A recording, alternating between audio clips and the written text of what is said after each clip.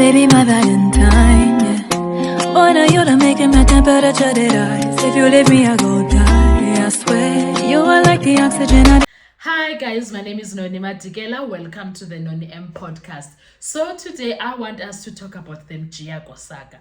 Here we are, we thought that we are done with talking about Mjiyako, who he is, etc. and. But now, Mjiyako's name is back again. And it's still not in good light. Like, this man's professionalism has been compromised to the core. And to an extent that I feel like Mjiyako needs to come and stop this nonsense and put an end to everything that is happening here. I think Mjiyako is the only person who can end the Senzo Meyiwa case pertaining the accused, especially when it comes to Undansi. I have that feeling. But before we get into doing that, guys, please make sure you do not forget to like, to share, to comment. And most importantly, please make sure you are subscribed on the channel. Please make sure you are watching the videos up until the end and you are watching the ads that are coming through. When you are doing that, you are supporting the channel financially and in numbers. Thank you so much. I really appreciate you guys. Now, let's speak about the Mjiyako saga. When it comes to the Mjiyako saga, one cannot stop but wonder, why was Mjiyako targeted to become Undanzi's lawyer? We all know now, according to Undanzi, he knows nothing about Mjiyako. And the family history that we know, even though it's very small, we know that the family of Undanzi would have never contacted Mjiyako. And they are saying they know nothing about Mjiyako. No one sent a lawyer to Mjiyako. To Undanzi by the name of Dominic Ntokozo Mjiyako. Now the question would be, who found Mjiyako and why for Bongani Ndansi? And the person who kind of lets us into that is Brigadier Gininda by saying he had a brief discussion with him because Mjiyako wanted to see Ndansi. And the question is, why Mjiyako and why is Gininda involved? And if you remember, in his evidence, he even said that he was called from that police station that Ndansi was in to be let known that Undansi has a visitor of a lawyer that is Mjiyako.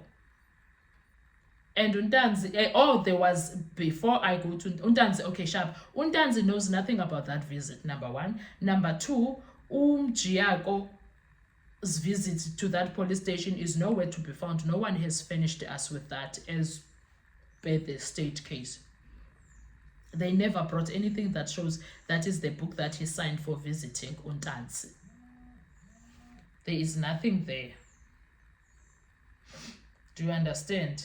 So such things, Jay, are such very much questionable. You'll be like, no man, there is something here. And currently, why is this Mjiyako character quiet when his name has been taken from Cape to Cairo, from Cairo to Nigeria, from Nigeria to Libya, from Libya to Burkina Faso, everywhere? It's been everywhere, and it's not in good light. Doesn't he care about his professionalism, about his career? Doesn't he care? And then again, this is the same guy. There is I think it's Sowetan Life that has an article about him and him being arrested for fraud, and I've done a video about him before. But now, if he has such a reputation on Mjiyako, do you think there are more shenanigans in his life whereby he can be blackmailed to do things for people that wanna do dirty things and do whatever? Is it possible? Is it something that can happen, that one? Is it possible that, like, those are the things that we will come up with? Like, is it possible that it's Gininda, it's Brigadier Gininda that brought Mjiyako into the case? And is it possible that Brigadier Gininda knew a lot about him, Advocate Mjiyako? And then is it possible that he blackmailed him into doing this favor for him so that it may look like Undansi has presentation? Is it possible that that's what happened? I don't know. I wasn't there. And the only person who knows this is Ndanzi. And he's the one person that is not believed by nobody. We will talk about that at some point. But Mjiyako, who is he? Yes, he's an advocate in South Africa. But who can come and say I was working with Mjiyako? By working meaning that I was his client at some point, he did wonders for me, blah blah blah blah. Who can come and go and speak on behalf of Mjiyako and say he's a great lawyer, he did ABCD for me, blah blah blah blah? Who can come through and put South Africa in rest and say yes, he is a lawyer that is capable? Is there someone who can do that for Mjiyako?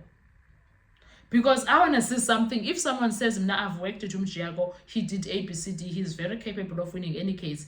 Or is there someone who can say, I was in a similar situation like Ntanzi, and Mjiyako was in my face like that, and I had to drink that cup of whatever? Because something is very sinister with this Mjiyako person. Very, very sinister. For instance, when it comes to the Bongani Ntanzi case, who goes and represents someone who is doing a confession and they say nothing? When you have a lawyer, do you speak yourself, or it's the lawyer that goes and speak for you? I'm confused. If you have a lawyer, now maybe I do not understand the process of confessions. But now, was Mjiyako not supposed to go there with an already written down statement from Ntanzi and then give to Judge Cronje and Magistrate Cronje, and then Magistrate Cronje will just go through the same thing that was written down from Mjiyako's side, because it will be already in order, and then they sit down and be like, okay, this is me and my client, this is what we agreed on, and can you go through? And then they go through that, but there is already something written down by Mjiyako and was asked by Ntanzi to do. They're like, there is a lot of things that are not making sense. That is why this saga of Mjiyako does not make sense. But now the interesting part is this. Mjiyako, because Usibanda now brought in another thing that makes us go back to Mjiyako. He brought in something of Mjiyako contacted Ntanzi while Ntanzi on that day was in court. And most Ntanzi, Gepas 8 is already in court because maybe in a court cell, but Ntanzi is not in prison or something. So they made it seem like Ntanzi and Mjiyako had a conversation.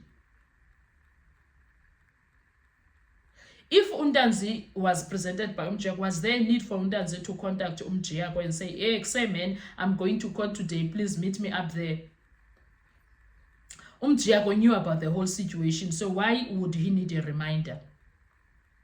Do you understand? Like, there's a lot of things that are not making sense. And also, who is going to open a case against Mjiyako for allowing his client to have a phone and speak to that client while he is in prison with that phone? Isn't that a case of fraud against Mjiyako on its own? Do you think Mjiyako would?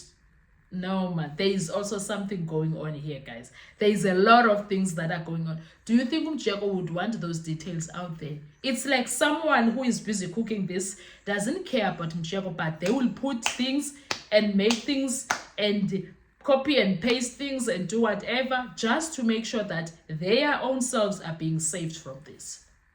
It's a lot, guys. It is a lot. I do not think Mjiyako would... Is Mjiyako still in the country, by the way? That's another thing. Is Mjiyako still alive? Is he still in the country? Is he still alive? What's going on there? Those are the things that one would get curious about. Because how can he keep quiet with his professional career being dragged into the mud like this? From this case alone, Mjiyako deserves to go to jail for some time. I don't know about the other things in other cases, but for this, no. He was involved in a crime. Anyway, guys, I want to hear your views. Do you think Mjiyako has given anybody a consent to do all these things with his name? Do you think Mjiyako agrees with all of this, or Mjiyako, wherever he is, has zero choice but to allow things to be as they are? It's a question, guys. Anyway, I'll see you on our next video. Thank you so much. Enjoy your day. Bye-bye. To survive.